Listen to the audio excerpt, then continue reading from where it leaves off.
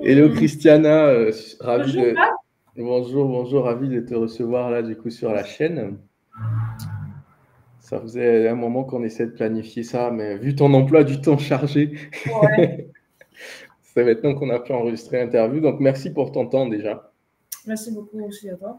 Yes, et je pense que ça valait le coup qu'on enregistre ça parce que beaucoup seront assez surpris par ton parcours. Bon, moi je te connais déjà un peu, mais je pense que l'idée c'était aussi de faire connaître ton activité là en robotique à plus de monde. C'est à ça que sert ma chaîne aussi, hein, donner de la visibilité.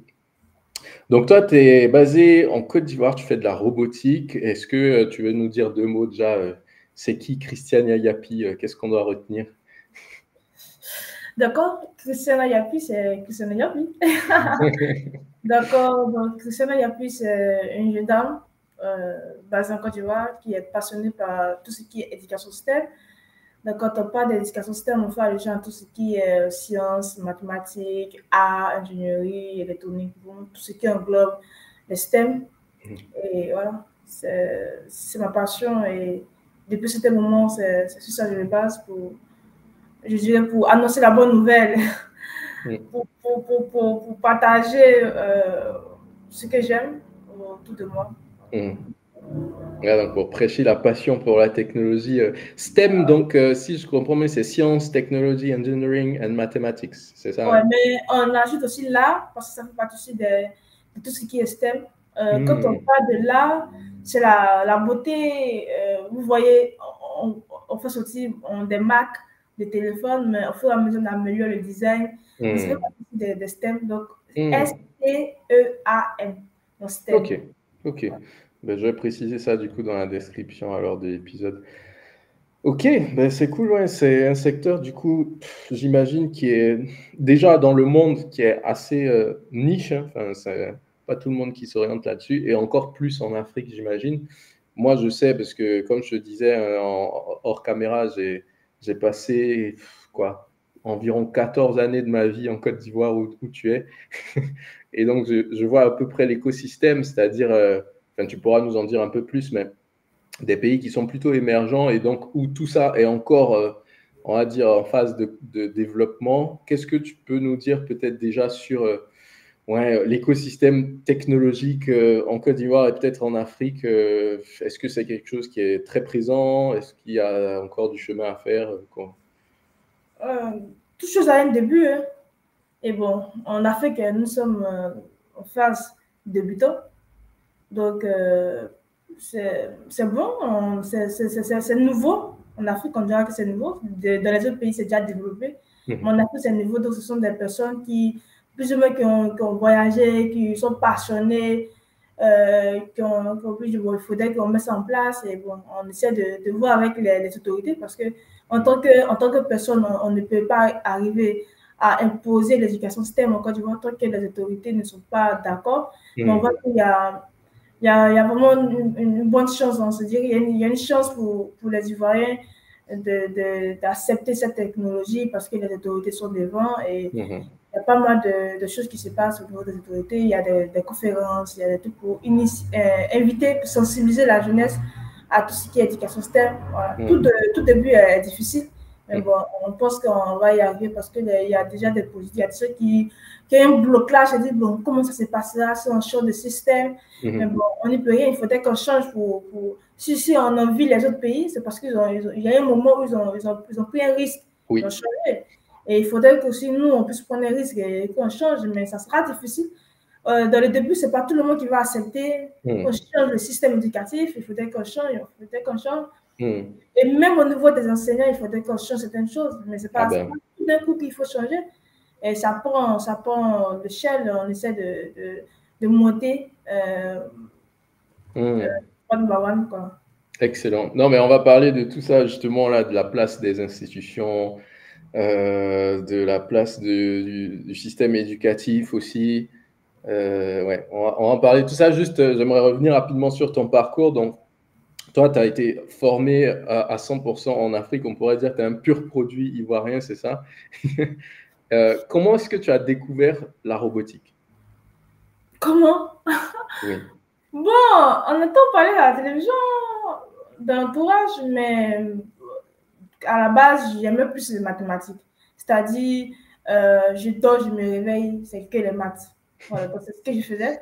Et après, c'est vrai qu'on fait les maths et les parents te diront, mais il faudrait que tu deviennes professeur de mathématiques parce que tu es très bon en mathématiques. Mais après, est-ce que c'est vrai que je suis très bon, mais il faudrait que je fasse ce que j'aime. Et bizarrement, on m'a orienté en mathématiques. Ce que je ne demande clairement, mais bon. Après, je me suis dit, bon, il faudrait que j'applique les mathématiques parce que c'est vrai, on fait les maths. Depuis le lycée, déjà, je savais déjà ce que je voulais faire. Je me suis dit qu'il faudrait que je fasse une application des mathématiques comme la statistique. Vraiment une application des mathématiques que je pourrais voir réellement. Et déjà, il y avait des dévanciers en terminale, en première qui nous coachaient. Donc, ça nous permettait d'avoir l'esprit bien grand pour dire, bon, on a des dévanciers qui nous orientent. Ils ont déjà fait l'université, ils savent ce qui est bon, ils savent comment nous orienter. Donc, ils nous parlaient de ça à chaque moment. Et il y en avait aussi des amis du quartier qui étaient très bons en informatique. Et voilà, moi, ça me passionnait. Bon. Et là, de là, je me suis dit, bon, il faudrait qu'on évite les enfants, en fait. Parce que moi, c'est parce que j'ai vu des personnes, que j'étais encore, pas enfant, mais que j'étais encore jeune, c'est-à-dire en seconde, en première, en troisième, et que ces personnes-là m'ont impacté, c'est-à-dire ils m'ont permis d'avoir une vision. C'est-à-dire, je vois des personnes devant des écrans en train de manipuler. Moi, je n'avais pas d'ordinateur, mais je me demande comment ces personnes arrivent à manipuler tout ça. Et là, ça m'a marqué, c'est resté dans ma tête et je me suis dit, bon, il faudrait que j'ai un ordinateur, il faudrait que je fasse ça, il faudrait que je fasse ça. Et après, bon, arrivé à l'université, tout d'un coup, tu n'as pas un ordinateur. Mais on essaie de négocier avec les parents pour qu'ils donnent un ordinateur parce qu'on était passionnés. Et après, il y a vraiment tout ensemble pour permettre aux parents d'acheter un ordinateur. Il faut tout mettre en place. Et quand c'est fait, il faudrait prouver que vraiment c'était avantageux pour toi quand on t'offre un ordinateur. Là, je dis, bon, je ferai, parce qu'en mathématiques, on fait informatique. Et étant en informatique, j'aimais beaucoup la partie programmation, vraiment ça m'intéressait, même pendant les TD, j'étais parmi les meilleurs, tout ça. Et après, je me suis dit, bon, ça ne me plaît plus. C'est vrai que j'aime les maths, mais je suis passionnée par tout ce qui est application. Donc, attends, juste pour m'assurer que j'ai bien compris. Donc, ça commence par une forme de passion pour les mathématiques. Ça, du coup, tu es talentueuse là-dedans. Et du coup, tu t'orientes vers une filière mathématique. C'est à l'université, hein, c'est ça, une licence en mathématiques? À l'université de Ngui à Bois-Djamé. Ok. Donc, oui, c'est l'Université nationale en Côte d'Ivoire pour ceux qui ne connaissent pas. Et donc, tu fais une licence en maths. Ouais, bon, ouais. C'est-à-dire, j'arrête en DEC 2 pour m'orienter en informatique. Parce que ah oui, après, du coup, tu repars en informatique parce que du coup, tu vois aussi des devanciers qui te donnent un peu l'inspiration ou l'idée d'aller là-dedans. Et malgré le fait d'être en informatique, ça te plaît toujours pas, c'est ça? J'ai même fait un stage en informatique. J'étais dans le domaine en informatique. Et quand j'ai fini, j'ai dit, bon, je vais faire autre chose. C'est-à-dire, j'aimais les mathématiques. Après, dans les mathématiques, on faisait l'informatique. Monsieur, il dit, bon, au début, on devait choisir, soit faire les mathématiques ou faire l'informatique. Et là, je demande à mon papa, parce que c'est lui qui paie les études, donc tu dois forcément le demander. Sinon, si tu ne demandes pas que tu t'orientes mal, mais tu vas pleurer toute ta vie. Après. Ouais, donc, je demande à mon papa, bon, là, on doit choisir, en deuxième année, on doit choisir soit l'informatique, soit les mathématiques. Et en tout cas, moi, si c'est mon choix, je vais choisir l'informatique. Je lui donne mon choix immédiatement. Il me dit, non, c'est vrai que tu es passionné, mais l'informatique, il n'y a pas d'argent. Quand tu vois pas informatique, vraiment, ça sera compliqué pour toi de trouver du travail. C'est mieux d'aller faire mathématiques et tu vas rentrer à l'INS, devenir professeur. Donc, c'était ça, lui, sa vision. Et quand il m'a dit ça, bon, j'essaie de demander à certains dévanciers avec qui je partageais beaucoup certaines choses. Et il y a un qui m'a dit, tu vois, on a un professeur qui a fait mathématiques, maudit qui est informaticien. Donc, il m'a dit, tu vois, c'est un gars qui était aussi passionné par l'informatique, il a fait mathématiques. Et il est revenu. Il est en informatique. Ouais. En fait, les maths, c'est la base. Étant dans les mathématiques, tu peux faire d'autres branches, tu peux aller dans d'autres domaines. Mais si tu viens en informatique, il y a certaines bases de mathématiques que tu n'auras plus. Parce que il y a certaines notions que tu n'auras plus, donc tu vas perdre quelque chose en mathématiques. Donc, moi, je te conseille de faire mathématiques. Et finalement, du coup, tu as fini par choisir quoi alors? Non, mais j'ai choisi. C'est vrai que lui m'a dit ça parce qu'il faisait mathématiques, à vrai dire.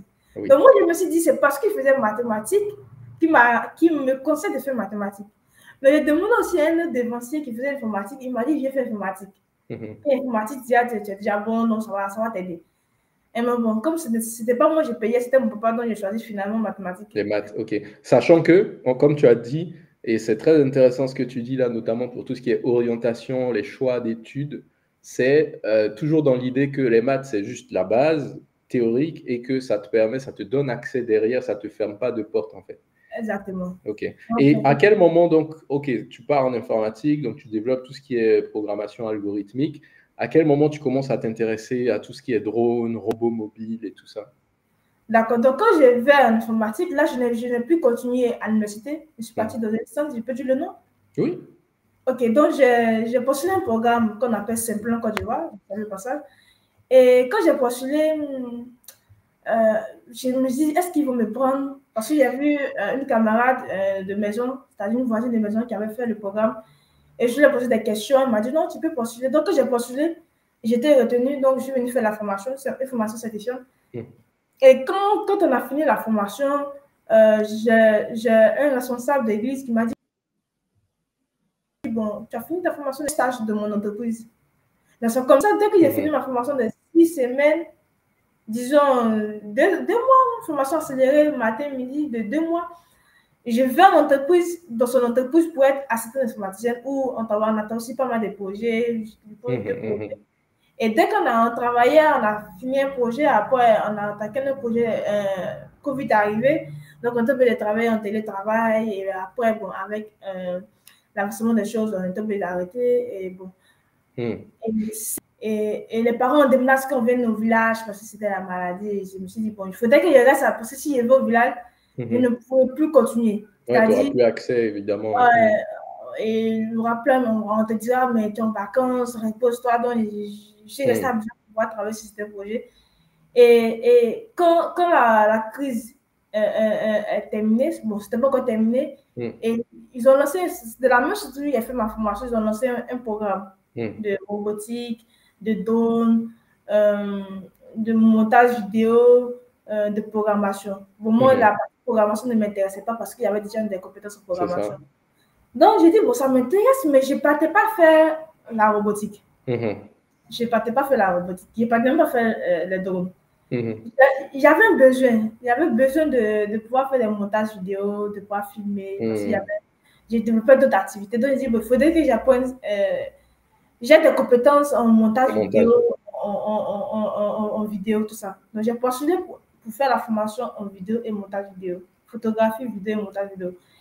Et quand nous sommes arrivés, les formateurs n'étaient pas disponibles de montage et vidéo.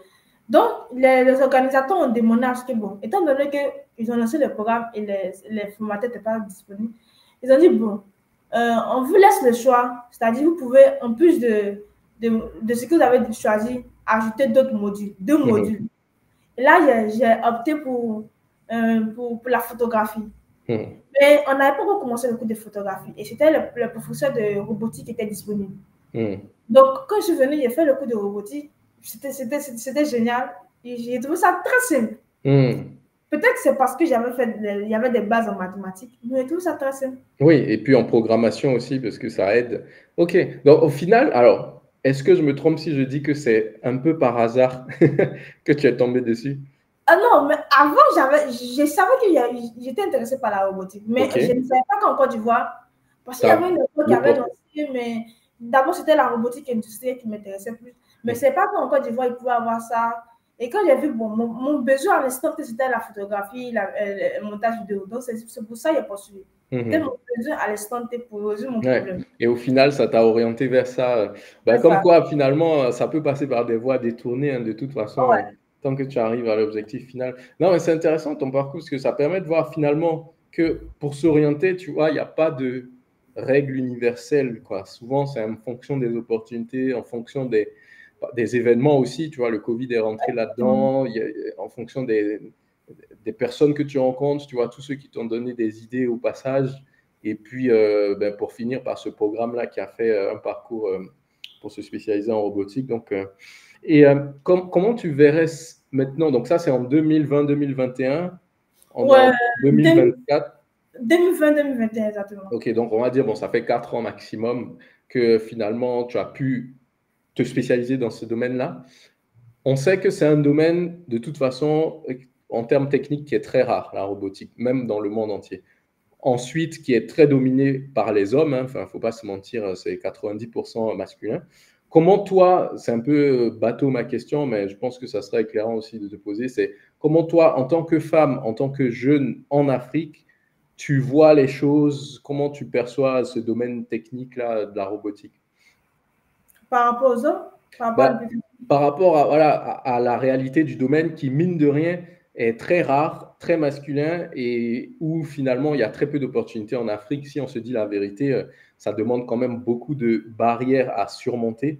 Comment toi tu arrives à surmonter ces barrières? il faut être simple. C'est vrai qu'après, c'est difficile, hein. Je sais, c'est difficile, mais il faut être simple et il faut, même si on ne finit pas d'apprendre, il faut te rendre humble, en fait. Moi, généralement, quand je rencontre des personnes qui sont dans le domaine, j'apprends. Je reste, je les regarde faire. C'est difficile, mais parce qu'en Côte d'Ivoire, on peut compter les femmes qui sont dans ce domaine-là, on peut les compter. Mais par contre, les hommes, il y en a assez. Mais il faut être simple et puis il faudrait collaborer avec eux parce que de toute manière, on sait il y a toujours un problème entre les femmes et les hommes lorsqu'il y a surtout une nouvelle technique. Mais bon, c'est la simplicité. Moi, Ok. Donc, rester simple, rester humble, c'est une très bonne leçon, ça. Ok. Non, mais c'est intéressant. Je pense que c'était important de commencer par cette partie-là pour comprendre d'où tu viens finalement pour atterrir dans ce domaine-là. Et donc, maintenant, bon, 4 années plus tard, hein, tu as ton association qui s'appelle YADAC, c'est ça? YADAC Robotique. YADAC Robotique, on voit le logo là dans le coin à droite. Tu as cité plusieurs fois au début les dirigeants, les leaders politiques. Finalement, est-ce que c'est si important que ça, que eux soient un peu moteurs pour que la robotique se développe ou pas? Exactement, parce que on a besoin d'eux pour avancer tout seul. On a besoin d'eux parce que, je prends un cas, en Côte d'Ivoire, il n'y a pas d'entreprise qui fabrique les cartes électroniques. Oui. On importe ces trucs. Et s'il faut importer une machine pour venir faire cela, on a besoin de l'accord des autorités. On a vraiment besoin d'eux pour s'impliquer parce que si les autorités s'impliquent, donc ça nous facilite la tâche de l'apprentissage. Et il y aura aussi des laisser passer dans certaines conditions et ça nous permettra d'avancer rapidement. Mais tu penses pas que tu pourrais aller plus vite, enfin je dis ça, je réfléchis à haute voix, hein, mais en passant par exemple par des partenariats, je sais que tu es en lien avec l'ambassade des États-Unis, avec des associations internationales comme First Global qui interagit en robotique. Est-ce que finalement ça va pas plus vite avec des partenariats privés comme ça que si on attend les dirigeants publics, parce qu'eux, ils n'ont pas le même timing que nous, non? En fait, on a besoin des autorités parce qu'on enseigne les élèves. Les élèves, dans l'éducation nationale, ce sont les autorités. Et si on veut qu'il y ait un changement au niveau national, il faudrait que les autorités s'impliquent. Et je pense qu'il y a quand même une motivation. Ils sont quand même, maintenant, on voit par des activités qu'ils organisent, on voit qu'ils s'intéressent. Mais il y a encore du chemin à faire. Et moi, je me dirais, quand j'étais à Singapour, je me suis dit, la meilleure solution, c'est que je pense qu'ils le font maintenant. Et bon, peut-être que nous, on n'a pas l'information, mais la meilleure solution, c'est de prendre des personnes qui sont passionnées, d'aller les faire former dans les pays développés et les ramener pour pouvoir développer notre pays. Ça, ce sont des trucs qu'on peut faire. Et à ce niveau-là, vous voyez que c'est l'État qui peut faire changer les choses et emmener des jeunes passionnés pour se faire former. Même des professeurs de physique pour aller apprendre la technologie, même des professeurs de mathématiques pour aller apprendre et puis revenir appliquer. Nous, parce que j'ai voyagé à Singapour, j'ai vu que vraiment, on est très en retard niveau technologie, mais on ne peut pas aussi sauter les étapes.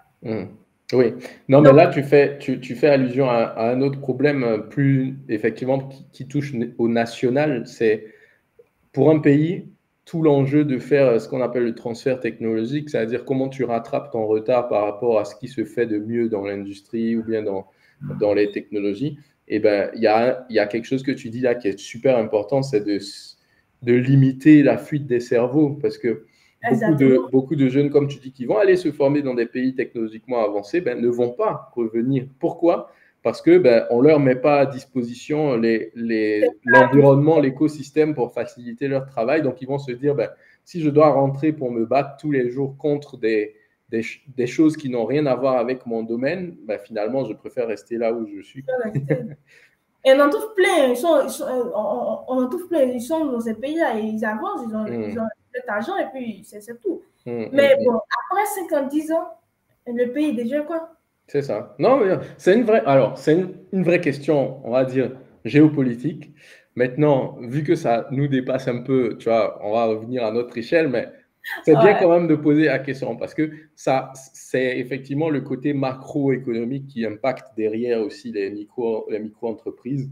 Et voilà, faut pas non plus être naïf, quoi. C'est vrai qu'il y a aussi besoin de gros changements au niveau d'un État pour que ça puisse permettre d'aller plus vite. Donc, en termes, tu parlais du système éducatif aussi. Comment toi, tu vois le système éducatif ivoirien? Parce que tu as vu d'autres choses, tu as eu la chance de voyager. Aujourd'hui, la manière dont les jeunes sont formés en Côte d'Ivoire, qu'est-ce qui est bien, qu'est-ce qu'il faudrait changer, d'après toi? Il faudrait mettre la pratique, c'est-à-dire permettre aux jeunes, c'est pour ça qu'il n'y a pas d'éducation STEM, permettre aux jeunes de faire des expériences. Nous, dans nos programmes de formation, on utilise ce qu'ils font à l'école dans la pratique et ils voient comment ça se comporte. Pour un enfant, l'enfant, c'est le visuel. L'enfant, c'est son œil. Quand il voit, il recopie. Pour un enfant qui arrive à faire marcher un robot, qui arrive à comprendre ce système, mais quand il va revenir en classe, il sera bon. On se plaint du fait qu'il y a le taux de scolarisation est élevé. Mais c'est parce que les enfants ne trouvent pas d'intérêt. Tu penses qu'ils quittent l'école parce que c'est pas intéressant? Oui, parce qu'ils ne trouvent pas, parce qu'ils se disent, bon, en fait, ce sont les trucs de la vie. Les gens disent, tu n'as pas besoin de partir à l'école pour avoir de l'argent. Ça, c'est vrai. Et la plupart des ceux qui quittent l'école, ils deviennent mécaniciens. Alors, ou bien, ils vont trouver des boulots qui leur apportent de l'argent tout de suite.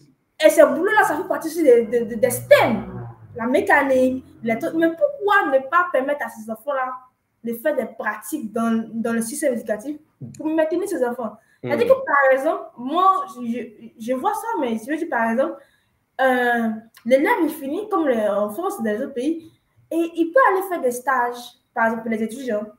Pour les étudiants, par exemple, qui font mécanique, mais il faudrait que l'État pense à trouver une solution, permettre à ces étudiants d'avoir un temps pour aller à l'école et un temps pour faire des stages.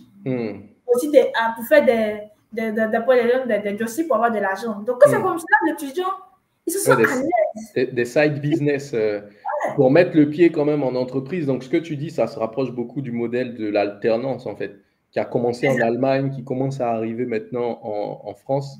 Et j'espère que la Côte d'Ivoire va s'inspirer de ça parce que ça marche très bien. Ça, même si tu as de la pratique à l'école, ça ne sera jamais pareil que la pratique en entreprise.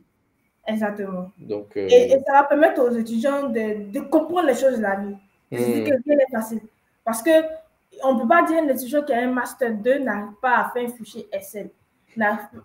En fait, ça fait rire, mais c'est existe en fait. Il y a des étudiants qui ont fait un Master 2, mais toi, en fait, ça fait rire, mais ça existe. C'est pas pour se moquer, mais c'est pour dire, c'est pour interpeller l'État. C'est vrai que l'État ne peut rien faire. L'État ne peut rien faire, mais nous, étant jeunes, il y a des jeunes qui ont des associations, des formations. On essaie de mettre ça sur place pour aider nos frères et sœurs. Parce qu'on sait très bien que l'État ne peut pas. Et vous allez voir, il y a des associations qui sont créées pour aider la jeunesse, pour aider surtout les jeunes dames.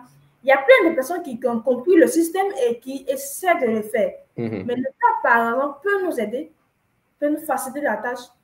Et nous, de mon association, on a des étudiants qui sont en stage, qui sont bénévoles, qui viennent apprendre. Il y a des gens qui ne connaissaient pas, mais ils viennent apprendre. Mais c'est avantageux pour eux parce que demain, quand tu vas rentrer dans l'entreprise directement, quand tu vas travailler pour nous, ça va accélérer les choses et on pourra se développer. Parce que les gens ont compris le système. Donc, si je t'écoute, imaginons je suis dans un pays en voie de développement ou un pays émergent, et ben, j'ai tout intérêt plutôt à me rapprocher d'associations comme la tienne si j'ai envie de combler cet aspect pratique-là qui n'est pas offert dans le système classique, c'est ça? Ouais, c'est avantageux. On invite les étudiants à le faire. Parce que si tu ne le fais pas, soit c'est difficile pour un étudiant d'avoir des stages. C'est-à-dire, moi, en première année, quand je faisais les mathématiques, moi, je voulais faire un stage en informatique. Parce que je me suis dit, je dois apprendre. Ce n'est pas tout le monde qui a cela en soi. Donc, moi, je me suis dit, bon, j'appelle ma tante, elle est infirmière, je l'appelle. Ouais, tu passes par ton réseau. Ouais, j'appelle ma tante, je dis, bon, moi, elle m'a dit, attends, toi, tu viens d'arriver là, tu veux faire stage. En fait, ça l'étonnait. Et elle m'a dit, OK, envoie tes papiers. Mais malheureusement, je n'ai pas vite déposé parce qu'à l'université, on ne connaît pas les temps de congés et autres. Donc, j'attendais d'abord de terminer l'année avant de lui dire, bon, je vais, parce que si je lui dis directement, elle me dit, bon, c'est quand? Et là, tu n'as pas une date bien posée, tu ne peux pas communiquer avec elle. Donc, quand j'ai fini, elle m'a dit, bon, ça, tu aurais dû faire ça avant, le temps que les patrons valident, ça va prendre le temps. Oh, j'avais que 2 mois de congé. Mais néanmoins, j'ai déposé le papier pour dire que je vais faire un stage en informatique chez eux. Si. Mais parce que oui, tu avais déjà... Qu'est-ce que tu vas faire? Parce que tu as fait elle s'est dit, bon, tu as fait, tu es dans un domaine de mathématiques, on utilise les sites, donc elle a dit, OK, tu peux venir. Donc, j'ai fait la démo. Et bon, le temps qu'ils vont valider, ici, tu as retourné à Abidjan. OK, je vois. Ça veut dire que, imagine un instant que pendant le programme universitaire, on a des temps. C'est-à-dire, un étudiant doit avoir 1 semaine, 2 semaines pour trouver un stage. Et l'État doit communiquer avec les associations. C'est-à-dire, nous, soit on est en partenariat avec eux, et maintenant, l'État dira, bon, cette année, vous pouvez accueillir 10 stagiaires. On pourra mettre un système en place pour permettre aux étudiants d'avoir des compétences nécessaires pour faire développer le pays. Parce que lorsqu'un individu a une compétence, c'est pour le pays, c'est pour le bien du pays. Parce que si une entreprise qui naissent aujourd'hui, c'est parce et qui empoche les gens, ça va aussi diminuer le taux de chômage, en fait. Ouais, il y a tout un... En fait, ce que tu dis là, et ça se voit que ça vient du cœur, mais il y a tellement de réalités qu'il faut connaître pour pouvoir faire avancer un pays. C'est pas simple, hein. En plus, le lien entre la technologie et puis le développement, tu vois, moi, j'ai compris ça peut-être, après avoir commencé à faire mes premiers stages. Mais sinon, avant, je ne pouvais pas imaginer que... Avant, je me disais, bon, chacun fait comme il veut. Si tu veux progresser dans tes études, tu progresses. Si tu veux commencer à travailler, tu commences à travailler et puis tu fais ton business, quoi. Après, je me suis rendu compte que, mine de rien, le niveau scolaire, le niveau éducatif, les compétences que les gens ont, c'est quand tu fais la somme de tout ça que tu obtiens le potentiel d'un pays. Parce que quelqu'un qui est bien formé, qui est très compétent, ne va pas accepter certaines choses, tu vois. Exactement. Alors que quand tu n'as que des gens mal formés et incompétents, effectivement, tu peux leur faire accepter tout ce que tu veux parce qu'ils ne vont pas être exigeants, ils vont pas, tu vois. Donc, c'est aussi pour ça que c'est important ce que tu dis, c'est faut se former ne serait-ce que pour voir un peu clair dans l'histoire, quoi. Exactement. C'est vrai qu'on parle beaucoup de l'État, mais il y a aussi notre part, étant jeune. On doit faire quelque chose. C'est vrai qu'on dit l'État doit faire ça, l'État doit faire ça, mais nous-mêmes, on doit aussi faire le premier pas. C'est ça, faire notre part. Il y a plein d'associations, on peut intégrer les associations pour être bénévole. On apprend en association. Alors, justement, revenons sur l'association là quelques minutes. Donc, tu l'as créée, c'est une association qui est déclarée là à l'État ivoirien, donc qui existe juridiquement. Comment est-ce que, en termes business, tu arrives à vivre de cette activité-là? Comment tu organises le modèle de rentabilité pour que, à la fin de l'année, tu aies au moins reçu un revenu pour te permettre de continuer? Comment comment on appelle ça? Comment tu rentabilises l'association? D'accord, bon là, nous sommes à notre première année. de déclaration. On a créé depuis en septembre 2023. On a commencé les démarches de déclaration cette année. On a un cours de déclaration. Et au niveau du business, ça marche. On travaille avec les programmes. On a plein de programmes qu'on fait. On a des programmes gratuits, aussi on a des programmes payants. Formation, programme de formation. Des programmes de formation. Ok. Et sur toute l'année, cette année, on a pu faire au moins 5 programmes, 4 programmes. 4 programmes au cours de l'année. Et ça fait ces programmes. Et après, on est sollicité de partout pour des programmes. Donc, c'est avec ça qu'on essaie de le faire. Ok, donc il y a en fait un business model qui est basé sur la formation. Il y a des programmes réguliers qui sont organisés par l'association et puis de temps en temps des trucs exceptionnels sur sollicitation. Exactement. Par exemple, c'est où les endroits où on te sollicite? Est-ce que c'est des écoles, des entreprises? Des écoles. La plupart des écoles et aussi quelques entreprises qui nous sollicitent pour des projets. Ok. Et derrière, une fois que les gens participent à ta formation, qu'est-ce que ça leur a ouvert comme porte? Est-ce que tu as déjà eu des retours d'expérience ou des gens qui sont revenus te dire « Ah, grâce à cette formation-là, j'ai accédé à telle opportunité ». Que deviennent les gens après? On les suit. Après formation, on suit ces personnes. On les oriente et partage des opportunités. Et on a pas mal de retours. Il y a des enfants qui n'arrivent pas à comprendre certaines choses au niveau des études. Mais un enfant m'a vu un jour, m'a dit « Miss Rabot, grâce à ce que j'ai fait, j'arrive à mieux comprendre ce qu'on fait à l'école. » J'étais vraiment très content. Et il y a des parents qui nous font aussi des retours pour dire vraiment merci, l'enfant arrive à faire ça. Parce que souvent, on se dit, bon, l'enfant ne comprend rien de ce qui se fait à l'école.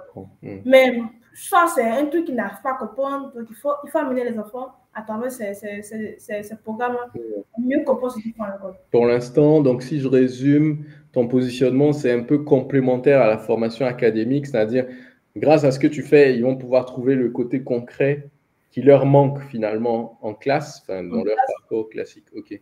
Et est-ce qu'il est, bon, l'association vient de démarrer, mais est-ce que tu as déjà c'est beaucoup des enfants, de ce que tu me dis, non? On a des enfants, on a des jeunes aussi, on a des professionnels qui viennent, des étudiants, aussi des professionnels qui ont besoin de quelque chose, ils viennent en les forme. Et est-ce qu'il y en a parmi eux qui, justement, après avoir touché à la robotique, se sont dit, je vais aller me former encore plus, je ne sais pas moi, à l'étranger, dans d'autres pays? Plein. Là, peut-être qu'on ferait un sondage après, comme on avait à la fin, on ferait un sondage pour mieux voir, mais il y a plein qui nous font des retours vraiment. Et tout à l'heure que j'ai fait le tour de la Côte d'Ivoire en 2023, il y a pas mal de retours qui a permis aussi à certains enfants de mieux s'orienter, de savoir ce qu'ils veulent faire. Et on fera un sondage et on va le rendre public. Ouais, c'est intéressant ça. C'est-à-dire... En août passé, on a formé une jeune dame qui a été sélectionnée par son pays pour aller à la compétition First Global. Et c'est une fierté aussi pour nous. Pour dire, on a aussi une tête, c'est-à-dire on forme des gens qu'elle était sélectionnée par son pays pour aller à la compétition First Global. C'était dans quel pays? Guinée équatoriale. Ok. En fait, ouais, c'est vraiment bien ce que tu fais parce que ça sert de tremplin finalement. C'est-à-dire, quelqu'un qui se pose sur les acquis de ta formation, il peut, tu vois, accéder à un autre niveau. Et du coup, c'est vraiment bien ça. Ne serait-ce que pour l'orientation, savoir qu'est-ce qu'on a comme perspective, pour le côté complémentaire à la formation, toucher à du concret, et puis derrière, les opportunités de carrière, comme tu dis là, aller à des compétitions internationales ou bien continuer de mieux s'orienter dans sa carrière et utiliser ce qu'on fait pour mieux se préparer au niveau professionnel. Non, moi, je pense que c'est important. En plus, pour te dire une anecdote, j'en ai parlé une fois dans un live là sur ma chaîne, c'est qu'au début, je ne savais pas que je voulais m'orienter vers tout ce qui était ingénierie industrielle. Je savais que je voulais faire de l'ingénierie, mais j'avais aucune idée à quoi ressemblait le monde des usines. Tu vois. Maintenant, je fais de l'automatisme industriel. Bon, ça se rapproche un peu de la robotique, mais l'idée, c'est toujours des boucles de contrôle commande. Et j'ai découvert ça à la fin de mes études, vraiment, quoi. C'est-à-dire, dernier moment, dernier semestre, on te présente un cours là et tu te dis, bon, ça a l'air bien cette histoire, finalement, peut-être que j'ai trouvé ma voie, tu vois. Et je me dis, si j'avais su ça peut-être au début, j'aurais gagné des années, tu vois. Ouais, c'est ce qui se passe. Mais c'est pour ça qu'on touche beaucoup les enfants, parce qu'on se Mmh. dit, bon, s'ils ont ça très tôt, ils pourront mieux s'orienter, quoi. Après, Mmh. il y a le suivi des parents qui ont un jeu. Et aussi, bon, nous, on essaie de faire, mais bon, après, il y a le suivi, il y a des parents qui nous proposent ça. Après, il y a le suivi des Mmh. parents. OK, Euh, OK. et bon, on Non, je essaie. pense que tu as trouvé un bon positionnement. En plus, ça te permet toi aussi de continuer à te développer dans le domaine. Récemment, là, j'ai vu que tu as participé à un voyage. Là, tu pourras nous dire aussi ce que c'était. Mais en parallèle, c'est que tu grandis en faisant grandir aussi cette communauté-là. Tu vois, c'est un truc complémentaire et c'est quelque chose que moi, je recommande beaucoup aussi sur ma chaîne assez fréquemment. Hein. C'est le fait de fonctionner en réseau, le fait de faire partir de tout cet écosystème-là. Toi, tu apprends, eux, ils apprennent de toi, et puis ben, ça s'alimente, quoi. C'est un peu l'intelligence collective, et c'est bien que tu participes à cet écosystème-là en Côte d'Ivoire. J'avais une question, j'ai vu passer dans les infos euh, une news là pour des, je sais pas si c'est des collégiens ou des lycéens qui sont allés faire une compétition de robotique à l'étranger. C'était toi leur coach? Quelle année? C'était cette année, je pense, ouais, cet été-là. Cette année, bon, Ou là, c'est une autre structure?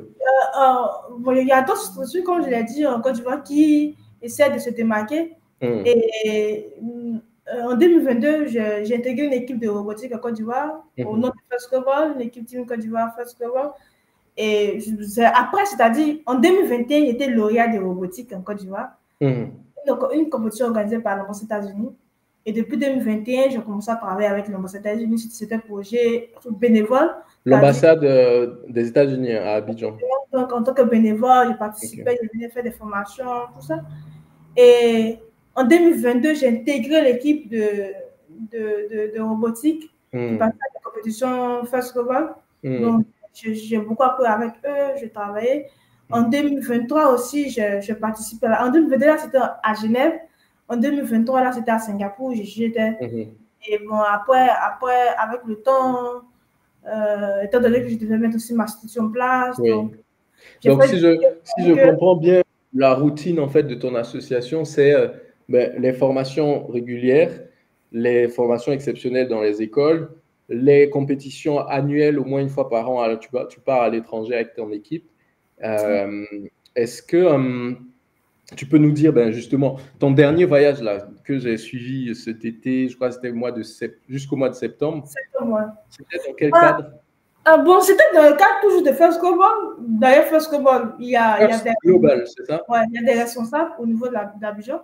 C'est une association qui est dédiée à la robotique, c'est ça? Hein? Oui. Ok. Basée aux États-Unis. Donc, il y a des responsables au niveau d'Abidjan. Moi, j'ai juste intégré pour aider à la formation, aussi pour moi-même, pour me développer, pour apprendre. Et cette année, je n'ai pas été avec l'équipe, c'est-à-dire, j'étais en tant que bénévole. J'étais invitée en tant D'accord. que bénévole. Voilà, exactement. Donc, ça Mais t'a laissé plus de temps aussi pour tisser d'autres partenariats, parce qu'au moins, tu n'étais pas obligé d'être. Ok. exactement. Et aussi avoir plus de temps de développer d'autres choses. Donc, de 2022 à 2023, là, j'étais pleinement avec l'équipe. Bon, je ne suis pas responsable, j'ai deux responsables au niveau du festival, au niveau de la Côte d'Ivoire. Donc, il y a deux responsables au niveau de la Côte d'Ivoire. Mais bon, cette année, avec mon programme, je ne pouvais vraiment pas faire pas mal de choses. Donc, j'ai voulu postuler pour être bénévole. Donc, j'ai été invitée en tant que bénévole au festival.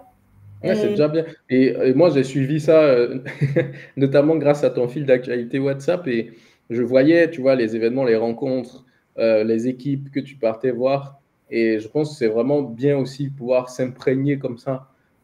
Moi, c'est quelque chose que je fais beaucoup. Hein, tu vois, là, en Suisse, par exemple, j'aime bien, tu vois, participer à des événements, ne serait-ce que pour faire du réseau, Exactement. comprendre voilà, comment fonctionnent les autres. C'est toujours bien, quoi. Comprendre la mentalité, comprendre la vision, comment ça se passe. Et bon, en tant que bénévole, c'est avantageux parce que vous avez le choix de rencontrer toutes les équipes, mais en tant qu'équipe, là, vous êtes un peu limité, mais bon, c'est pareil, quoi. Vous rencontrez toutes personnes.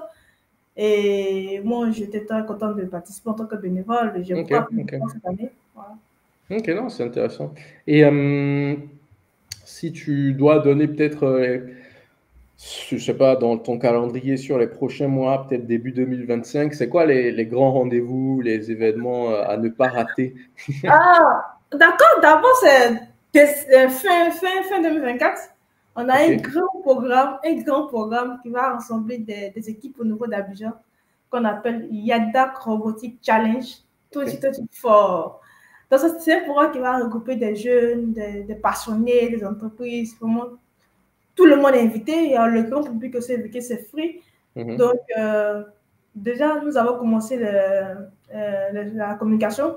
mhm. Donc, voilà, c'est du 27 au 29 décembre. Ça sera, 27-29.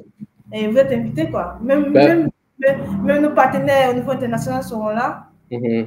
Et ça sera vraiment Et important. ça consiste en quoi? Donc, fin décembre, ça sera quoi? Des équipes qui vont se rassembler pour faire des compétitions? La compétition, comme on le fait au niveau international. Ok, Donc, ouais. C'est-à-dire tu donnes un objectif, tu as une aire de jeu là, et puis ben il faut programmer un robot qui est capable de faire telle et telle action, c'est ça? de faire une tâche. Et vous allez avoir toutes les informations, ne vous inquiétez pas. Hein. Ok, ok. Parce Et que là, est-ce que Yadak, vous-même, vous avez une équipe dedans ou c'est non, non, uniquement des non, gens extérieurs qui...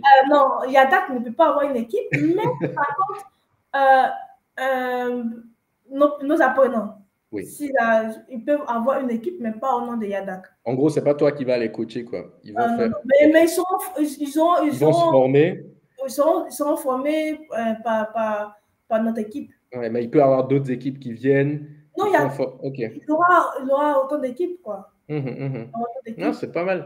D'accord, donc ça c'est fin décembre, la compétition Yadak Robotic Challenge, ok? Il Ouais. y a d'autres choses pour 2025 aussi? Ah ouais, ça sera une culture au niveau de la Côte d'Ivoire qu'on fera Mhm, chaque année. mhm. Et là, Bien. c'est la première édition au niveau d'Abidjan, Hmm. un challenge au niveau d'Abidjan. L'année prochaine, ça sera dans les autres localités. On Mhm, salue aussi passer l'un de nos partenaires, SDS, mhm, Smart Data System. On mhm, essaie le passage aussi. Et bon, l'année prochaine, on aura pas mal de programmes. On aura des programmes comme on le fait habituellement, c'est-à-dire le programme robotique pour débutants, Boost Your Skill, on aura tous ces programmes-là. Mais il y a mhm, aussi d'autres programmes qui vont s'ajouter. Il y a l'équipe technique qui travaille là-dessus. Il y a mhm, d'autres programmes qui vont s'ajouter. Et voilà, l'année prochaine, ça sera rempli. Et mhm. on finit en beauté en 2024 avec le challenge. C'est ça. Et Déjà ça. on reprend en février, normalement, Mhm. pour entamer l'année 2025. Ouais, très bien, Et très bien. aussi d'autres programmes vraiment, vraiment costauds. On espère que Dieu nous donnera la force et la santé nécessaires pour pouvoir réaliser tous ces programmes-là. Mhm, Aussi, bon, on remercie vraiment tous nos différents partenaires. C'est vrai qu'on n'a pas donné le nom de tout le monde. Mais on les mhm. remercie et voilà, de tout cœur, on participe. Super, super. Ben écoute, je pense qu'on peut terminer là. Juste, ouais, pour conclure justement, je sais que sur ma chaîne, il y a beaucoup de gens qui nous suivent des pays en Afrique. Donc, si je suis dans un pays qui n'est, bon, qui est la Côte d'Ivoire, je sais qu'il faut appeler Christiana. Bon, ça c'est évident. Tous Ouais. les Ivoiriens, il faut appeler Christiana pour de la robotique. Exactement. Par contre, dans les autres pays, comment on fait? Est-ce qu'il y a une espèce d'association interrégionale pour faire de la robotique? Ouais, puisque avec FAS, il y a des pays africains. Donc, je pense il y a un réseau au niveau de l'Afrique, Maker, mais au Mhm, niveau aussi, on a, en collaboration avec pas mal de pays africains, que ce soit le Mali, que ce soit le Burkina, que ce soit la Guinée, que ce soit mhm, le Sénégal. Vraiment, tous ces pays africains-là, on est en collaboration, on échange. Généralement, il y a des personnes qui me contactent pour demander est-ce que tu n'as pas un contact au niveau d'un pays. Bon, si je suis contact, je le partage, je forme l'autre. mhm, Et c'est un peu ça. Pour que l'Afrique se développe, il faudrait qu'on essaie de partager mhm. et d'être en collaboration avec eux. Mhm. Ok, ok. Donc, ben, ouais, donc ce réseau-là de makers, des faiseurs, comme on dit en français, Exactement. qui existe et du coup qu'il faut rejoindre, peu importe son pays, hein, ça existe, donc ne restez pas tout Et on a seul. aussi la communauté de robotique au niveau d'Abidjan qu'on a créée. Bien. Voilà. On a la communauté de robotique qu'on a créée, on fait des formations, on organise des webinaires, tout ça. Mhm. Et c'est vrai que cette année, on n'a pas pu avoir des webinaires à cause des programmes super chargés. Mhm. Bon, on vous propose du lourd aussi, quoi. On fera, Ouais, c'est bien, c'est on bien. fera des trucs exceptionnels cette année. Je profite pour faire une petite pub. J'imagine que vu que vous êtes une association, vous prenez aussi des financements, tout ce qui est dons et tout ça. Est-ce qu'on peut vous les faire directement au nom de l'association ou comment ça se passe? Exactement au nom de l'association, directement. Mhm, Yadak Robotique, donc vous avez notre Gmail, yadakrobotique@gmail.com. mhm. Je Voilà, vais mettre direct. l'adresse. Ok, Vous nous contactez par Gmail. très bien. Bon, pour ceux qui me connaissent, vous pouvez aussi passer par moi. Je vous enverrai le contact direct de Christiana. Exactement. Et Exactement. non, mais je pense que c'est vraiment pas mal parce que certainement qu'il y a des entreprises, tu vois, qui essaient de, sans forcément vouloir s'implanter en Afrique, mais en tout cas qui s'intéressent au continent, qui ont envie d'interagir peut-être avec des gens compétents. Je pense que Mm. c'est des bons endroits où vous pouvez trouver des ingénieurs, des techniciens compétents et ça peut avoir son sens du coup de rentrer en contact avec l'association de Christiana, de financer sous forme de dons en nature, par exemple, des microcontrôleurs. Si jamais vous avez des choses qui traînent dans votre stock de produits, ben, au lieu Exactement. de, On en a besoin au niveau de voilà, l'Afrique. ça peut servir donc à former des jeunes comme fait Christiana et Dieu sait qu'elle se bat pour ça, donc n'hésitez pas. Ouais. Ok, ok. Non, mais c'était super intéressant à discuter avec toi. En tout cas, je pense qu'on va s'arrêter là. Il y a plein de choses à dire. Si jamais, peut-être qu'on refera un autre épisode sur tel ou tel sujet. D'accord, ça marche, pas de souci. Et là, Hmm. il reste disponible. Yes, yes. Merci pour ton temps en tout cas. Et Merci. puis, ben, force à toi pour tout ce que tu développes là dans la robotique. Merci. Allez, à bientôt, Christiana. Au revoir.